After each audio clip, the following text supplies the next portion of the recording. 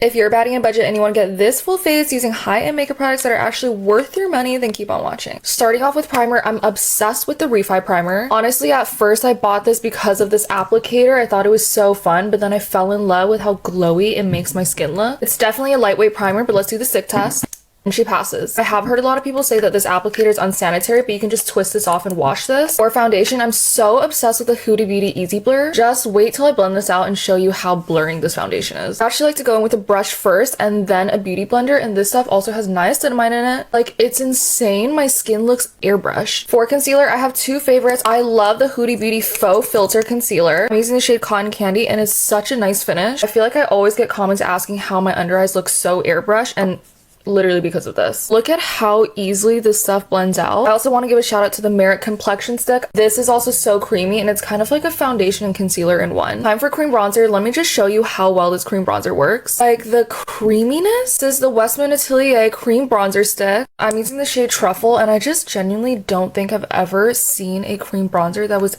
this creamy. Not to mention, it blends out so easily. For blush, you guys know that I love a really bright blush, and I love the Patrick Ta blush duos, and this one is in the shade She's Giving. So these come with a cream and a powder. I'm gonna go in with the cream first. Look at this pigment. I just love how it leaves a really pretty dewy finish. Time for setting powder. We're using my favorite, the Huda Beauty Easy Bake. When I say this product is worth every dollar, I mean it. Taking it on a powder puff, look how shiny this is. Pat it in. Like, look at the difference. Like, honestly, I'm speechless. I'm using the shade Pound Cake, but I also really like Cherry Blossom. It's like a pinky tone. Favorite bronzer in the whole world, hands down, the Charlotte Tilbury bronzer, and this is in the shade Medium. Clearly, I have hit pan, and I just love this bronzer so much. I feel like I could just cake this stuff on, and it just would never get patchy. Time for my favorite part, powder blush. I'm going back in with my Patrick Ta duo, and this blush color is so pretty. Like, if I had to pick one blush shade to wear the rest of my life, this would be it. For setting spray, I have fallen in love with the One Size Until Dawn. I feel like I go back and forth between dewy and matte setting sprays, and right now I'm just in a matte phase. This stuff is strong though, so you gotta hold your breath.